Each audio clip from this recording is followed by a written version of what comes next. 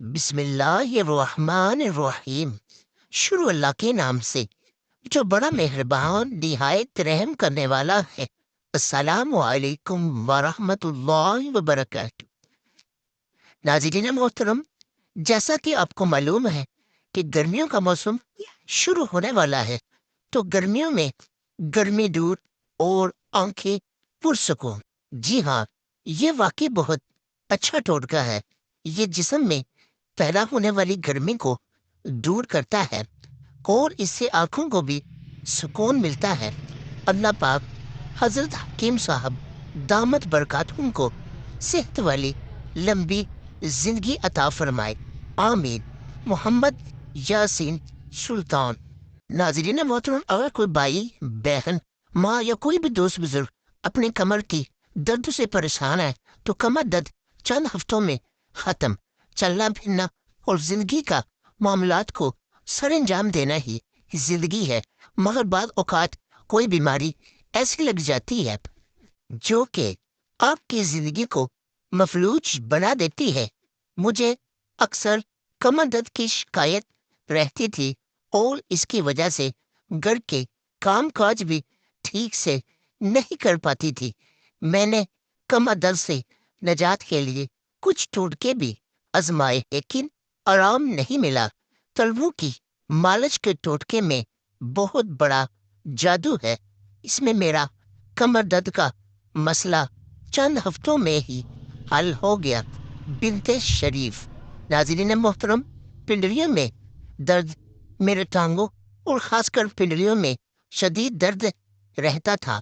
میں نے بچوں سے ٹانگیں بھی دبواتی، پھر بھی آرام نہیں آتا، لیکن ایک ہفتہ بلا ناغہ تلووں کی مالش کرنے سے مجھے درد سے مکمل افاقہ ہو گیا۔ سمینہ مسعود۔ ناظرین محترم، اگر کوئی بھائی، بہن، ماں یا کوئی بھی دوست بزرگ بے خوابی کا شکار ہے تو بے خوابی کے مرض اور بے خوابی سے نجات، جی ہاں، بے خوابی کے مرض سے نجات کے لیے یہی ٹوٹکا، تلووں کی مالش کا ٹوٹکا بے خطا تیر ہے۔ اس کے علاوہ میرا ایک آزمودہ ٹوٹکا ہے کہ جس کو رات کو کھانسی آتی ہو، اس کے پاؤں کے تلووں پر ویکس لگا کر جرابیں پہنا دے، کھانسی فوراً ختم ہو جائے گی۔ عائشہ بانو۔ ناظرین محترم، لا علاج بیماریوں کا شرطیہ علاج، ملیریا، پرانا بخار، ٹائیفائڈ، دل کے والوں کا بند ہونا، کوئی چیز ہضم نہ ہوتی ہو، آنتوں کی بیماریاں، جوڑوں کا درد، جگر، ہیپاٹائٹس اور دوسری لا علاج بیماریوں کے لیے جو کی روٹی اور باجرے کا دلیا روزانہ استعمال کرے۔ یہ آزمودہ اور فطری علاج ہے۔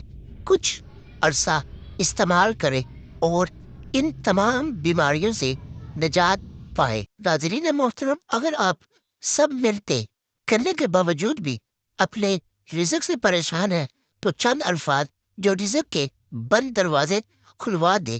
جو شخص فجر کی نماز کے بعد 101 بار یہ تسبیح پڑھے گا تو اللہ اس سے در در کی محتاجی سے بچائے گا اور برکتوں کے ایسے دروازے کھلیں گے کہ وہ دوسروں کو دینے والا بن جائے گا انشاءاللہ۔ اول آخر درود شریف کے ساتھ 100 بار سبحان اللہ و بحمدہ، سبحان اللہ العظیم، استغفر اللہ۔ ناظرین محترم، وسیل حضرات متوجہ ہوں، یعنی کہ غصے والے حضرات جن کو بہت زیادہ غصہ آتا ہو، حضرت حکیم صاحب دامت برکاتہم السلام علیکم، میں نے آپ کے بہنامہ میں ایک عمل جو کہ خود کا آزمایا قائدین کے ساتھ شیئر کرنا چاہتی ہوں۔ اس سے مجھے بہت زیادہ فائدہ ہوا۔ مجھے بات بات پر غصہ آتا تھا، اکثر گھر والوں سے لڑنا جھگڑنا میرا معمول بن چکا تھا۔